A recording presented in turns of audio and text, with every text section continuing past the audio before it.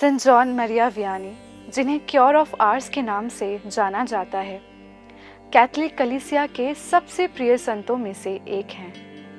वे France के एक छोटे से गांव के साधारण पुरोहित थे, लेकिन उनकी प्रार्थना, तपस्या और लोगों के प्रति प्रेम ने उन्हें विश्व भर में प्रसिद्ध बना दिया।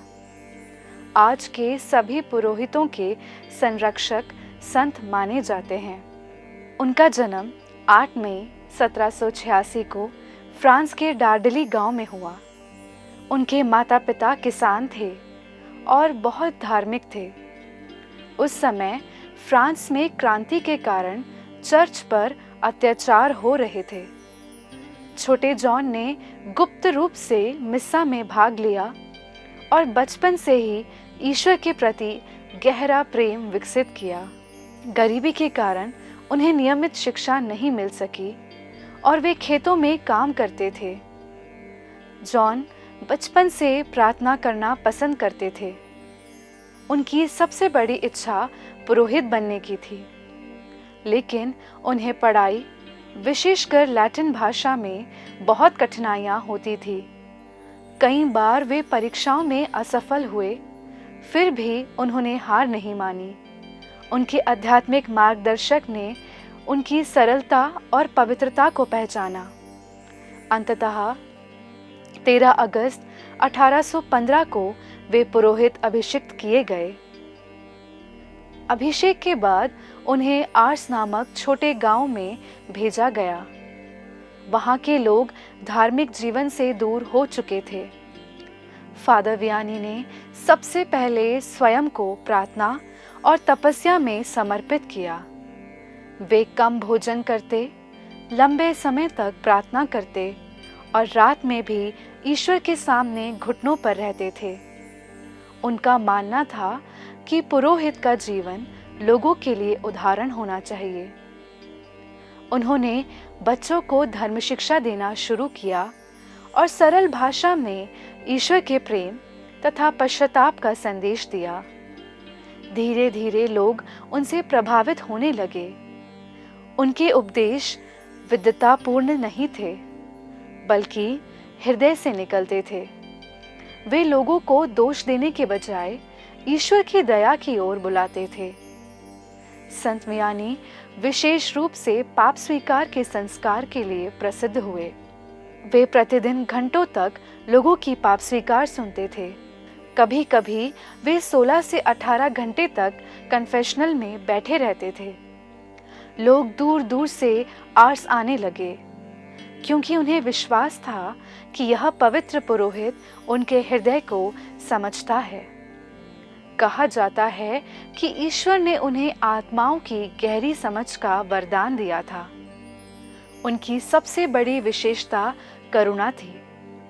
वे पाप से घृणा करते थे, लेकिन पापी से प्रेम करते थे।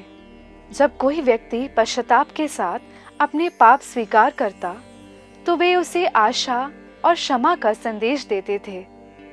वे कहते थे, ईश्वर की दया समुद्र से भी अधिक गहरी है।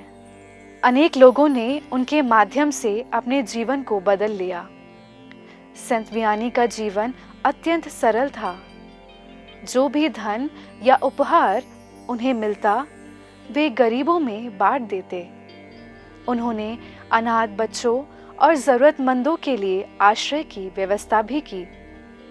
वे स्वयं साधारण भोजन करते और पुराने वस्त्र पहनते थे, ताकि अधिक से अधिक लोगों की सहायता कर सकें। उनके जीवन में आध्यात्मिक संघर्ष भी थे। वे प्रलोभनों और भय का सामना करते थे, लेकिन हर परिस्थिति में प्रार्थना करते रहते थे। उनका विश्वास था कि जब कोई व्यक्ति आत्माओं को ईश्वर के पास लाता है, तो बुराई उसका विरोध करती है। समय के साथ आर्स एक प्रसिद्ध तीर्थ स्थल बन गया। प्रतिदिन हजारों लोग वहां आने लगे। वे केवल एक बार संत वियानी से मिलने, उनका उपदेश सुनने या अपने पाप स्वीकार करने के लिए लंबी यात्रा करते थे।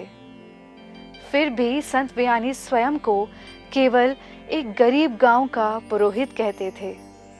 वे पुरोहिताई को ईश्वर की प्रेम की सेवा मानते थे। इसी कारण 1929 में पोप पायस 11वें ने उन्हें संसार के सभी पुरोहितों का संरक्षण संत घोषित किया। लगातार उपवास, कम विश्राम और अत्यधिक सेवा के कारण उनका स्वास्थ्य कमजोर हो गया। फिर भी उन्होंने लोगों की सेवा बंद नहीं की। 4 अगस्त 1859 को उन्होंने शांतिपूर्वक इस संसार को विदा कहा।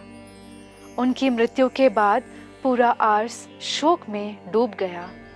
1925 में उन्हें संत घोषित किया गया।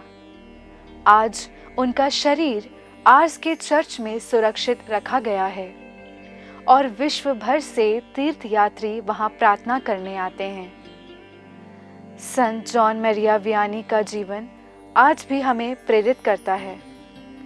उन्होंने दिखाया कि महानता विद्वता या प्रसिद्धि से नहीं, बल्कि ईश्वर के प्रति पूर्ण समर्पण से आती है। उनसे हम सीखते हैं कि प्रार्थना जीवन की शक्ति है। किसी भी कमजोरी के कारण निराश नहीं होना चाहिए। ईश्वर की दया हर पाप से बड़ी है और गरीबों की सेवा करना ईश्वर की सेवा करना है। वे एक साधारण व्यक्ति थे, लेकिन उन्होंने अपने जीवन को पूरी तरह ईश्वर को समर्पित कर दिया। यही समर्पण उन्हें महान संत बना दिया। संत वियानी आज भी हमें प्रार्थना, पश्चाताप, दया और प्रेम के मार्ग पर चलने के लिए प्रेरित करते हैं।